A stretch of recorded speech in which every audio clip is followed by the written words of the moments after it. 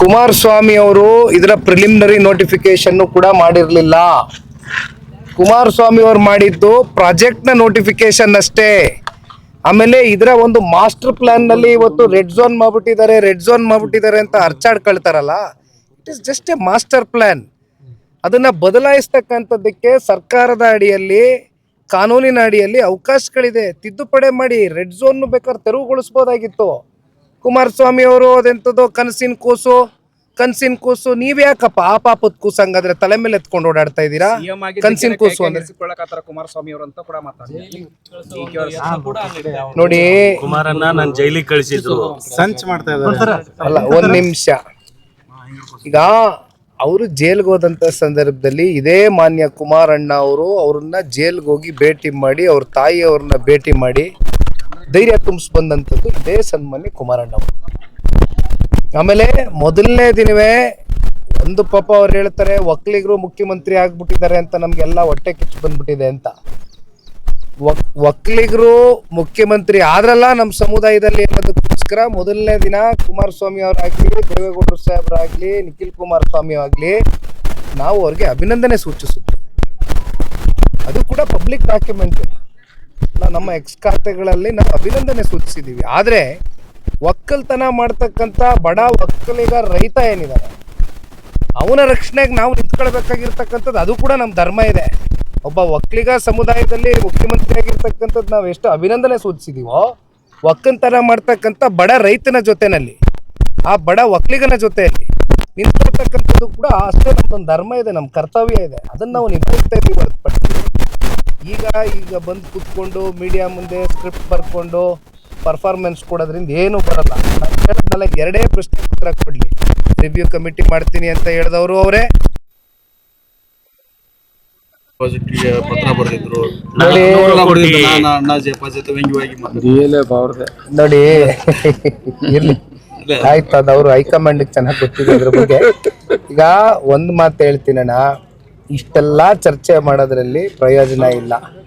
ಈಗ ರೈತರ ಕನ್ಸೆಂಟ್ ತಗೊಳ್ತಕ್ಕಂಥದ್ದಕ್ಕೆ ಇವರು ಡಾಕ್ಟರ್ ಮನಮೋಹನ್ ಸಿಂಗ್ ಅವರು LAR act 2013 land acquisition act ಏನಿದೆಯಲ್ಲ, ಆ ಅಕ್ವಿಸಿಷನ್ ಆಕ್ಟ್ ಅಲ್ಲಿ ನೀವೇನಾದ್ರೂ ಆ ಭೂಸ್ವಾಧೀನ ಪ್ರಕ್ರಿಯೆಯನ್ನ ಮಾಡಿದ್ದಾಗಿದ್ರೆ ಕನಿಷ್ಠ ಪಕ್ಷ 80% ಜನ ರೈತರ ಕನ್ಸೆಂಟ್ ಅಪ್ ಫ್ರಂಟ್ ಪ್ರಯರ್ ಅಲ್ಲಿ ರೈತರ ಕನ್ಸೆಂಟ್ ಕೊಡಬೇಕಾಗಿತ್ತು ಆಕ್ಟ್ ಅಲ್ಲಿ ಮಾಡಿದ್ರೆ. ಅದನ್ನ ಬಿಟ್ಟು ಕೂಡ ಆಕ್ಟ್ ಅಲ್ಲಿ ಯಾಕೆ ಮಾಡ್ತಾರೆ? ಕೂಡ ಆಕ್ಟ್ ಅಲ್ಲಿ ಸೋಷಿಯಲ್ ಇಂಪ್ಯಾಕ್ಟ್ ಸರ್ವೆ ಇರ್ಬೋದು ಅಥವಾ ಎನ್ವಿರಾನ್ಮೆಂಟಲ್ ಇಂಪ್ಯಾಕ್ಟ್ ಸರ್ವೆ ಇರ್ಬೋದು, ಇದನ್ನೆಲ್ಲ ಉಲ್ಲಂಘನೆ ಮಾಡಬೇಕಾಗಿತ್ತು. ಒಟ್ಟಾರೆಯಾಗಿ ಕನ್ಸೆಂಟ್ ಪಡಿತಕ್ಕಂಥ ಪ್ರಯತ್ನನೇ ಪಟ್ಟಿಲ್ಲ.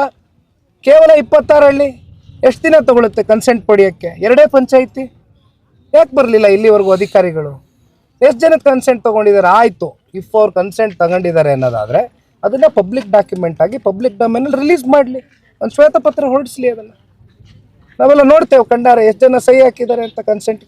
ಈಗ ಒಂದು ಸಮಿತಿ ರಚನೆ ಮಾಡ್ತೀವಿ 2 ತಿಂಗಳವರೆಗೂ ತಾತ್ಕಾಲಿಕ ಬ್ರೇಕ್. ಸರ್ ಏನು ಇಲ್ಲ, ಇವ್ರದ್ದು ಒಳಗಡೆ ಬೇರೆ ಬೇರೆ ಥರ ಹೇಳಿದ್ನೆಲ್ಲ ಪ್ರತಿನಿತ್ಯದ ಸ್ಕ್ರಿಪ್ಟಿಂಗ್ ನಡೀತಾ ಇದೆ.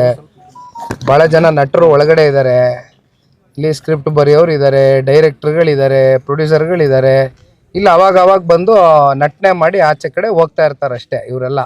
ಈಗ ಹೇಳಿದ್ನಲ್ಲ, ಈಗ ರಿವ್ಯೂ ಕಮಿಟಿ ಮಾಡ್ತೀವಿ ಅಂದ್ಮೇಲೆ ಮತ್ತೆ ಯಾಕೆ ಅಧಿಸೂಚನೆ ಹೊರಡಿಸ್ತಾರೆ? ಕಮಿಟಿ ಒಳಗೆ ಇಂಥವ್ರು ಇರ್ಬೇಕಂತ ಏನಾದ್ರು ಅದ್ಯಾವುದು ಮುಖ್ಯಮಂತ್ರಿಗಳು ಹೇಳಿಲ್ಲ.